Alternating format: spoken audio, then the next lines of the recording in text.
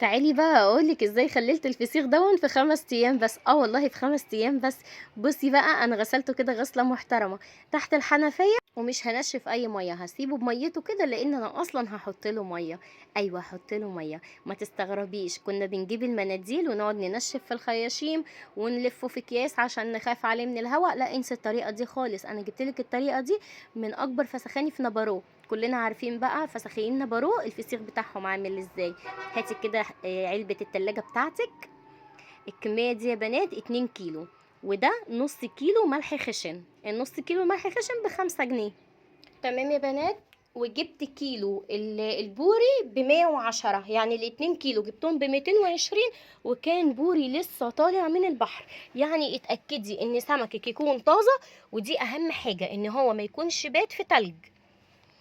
رصي اول راسه كده وروحي رشرشي عليها شويه ملح، وبرده مش كتير، ولا هنحشي بقى في الخياشيم ولا في البق ولا اي حاجه، هو من على الوش بس. والطبقه التانية هعملها عكس الطبقه الاولانيه، وهكذا يا بنات، طبقه عكس طبقه. بصي بقولك ايه، بقولك السمك نازل منه ميه، لا انا نشفته ولا اي حاجه. سيبك بقى من الطريقه اللي كنا بنعملها في الاكياس دي، ونشف من الميه ونسيبه 12 ساعه لحد ما ينشف. لا مفيش الكلام ده 4 ايام عديهم على ايدك وهتاكلي احلى فسيخ وهيبقى زبده. وانسي بقى حكايه المالح دون، لا ما هو مفيش فسيخ مالح يا بنات، الفسيخ يعني عدم ودلع وطعمه زي الزبده. الملوحه هي اللي بتبقى مالحه. رشي بقى رشه حلوه كده من الملح على الوش بتاعه، وتعالي اقولك هتعملي ايه. تمام. بصي الصينيه فيها كميه ميه، عايزه اقولك اقسم بالله انا جبت الطريقه دي من حد من نبارو، فسخاني كبير جدا. هاتي كيسه، حطيها على الوش، غطي بيها الوش كده، واقفلي العلبه بتاعتك وسيبيها. مثلا عملتيها يوم الجمعه، سيبيها الجمعه والسبت، ويوم الحد افتحي عليه. بصي انا كده غطيتها، حطيت العلبه دي جوه كيس، وكان كيس مفتوح عادي جدا وهتشوفوه.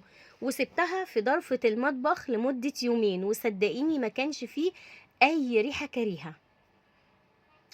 كده تمام. بصي هنا بقى ده كان تالت يوم، يعني انا عملت الجمعه، سبت الجمعه والسبت، الحد فتحت عليه، ببص كده ايه الملمس ده زبده ده. لا لا لا لا لا لا، ده انا اول مره اجرب الطريقه دي ومش اخر مره. كنت بستنى 21 يوم و15 يوم عشان يستوي. لا لا لا لا لا. بصي عايزه اقولك ايه الجمال ده، فضه فضه. شايفه لونه كده وجماله بجد، ريحته يعني انا بركز بشم، انا مش شم حاجه، طب اتاكد. لا مفيش اي ريحه. شايفه الميه اللي نزلها. عملت ايه بقى في تالت يوم؟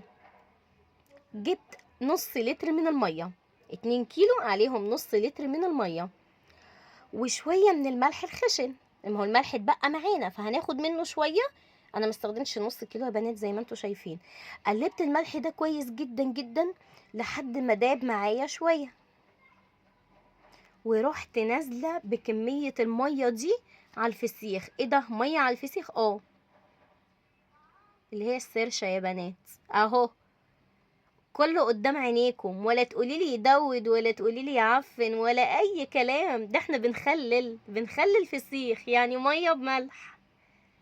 هي دي الطريقة الصحيحة، صدقيني من قلب نبارو. احنا اكيد طبعا كلنا عارفين ان نبارو مشهورة بالفسيخ، واحلى فسيخ ممكن تجيبيه من هناك. بصي بقى، بعد ما حطيت الميه بملح عملت ايه؟ جبت كده كيسه صغيره، كسرت فيها سيراميكا وحطيتها تقل عليها. لو عندك حته رخام حطيها، عندك يعني طوبه، اي حاجه تقيله اديها تقل كده بس شويه، علشان الفسيخه تفضل راكزه في الميه تحت، وتسيبيه. يبقى يلا نراجع مع بعض يا بنات. جبناه يوم الجمعة، حطيناه في الملح، سيبناه جمعة وسبت، ويوم الحد فتحنا عليه عملنا له السرشة اللي هي المية بملح. هنسيبه الاتنين والتلات الصبح. رحت فاتحة عليه اول ما فتحت عيني من النوم، ما انا مستعجلة عايزة اشوف النتيجة، وبجد انبهرت.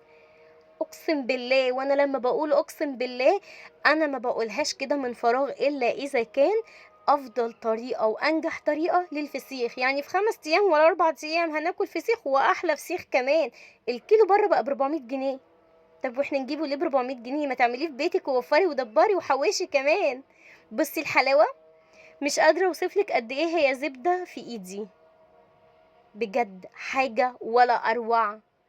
اللي يعمل الطريقه دي ويلاقيها ناجحه معاه يدخل في الكومنتات يدعي لي دعوه حلوه، وانا مستنيه منكم الدعوه الحلوه، وفعلا فعلا انا محتاجه دعوه منكم.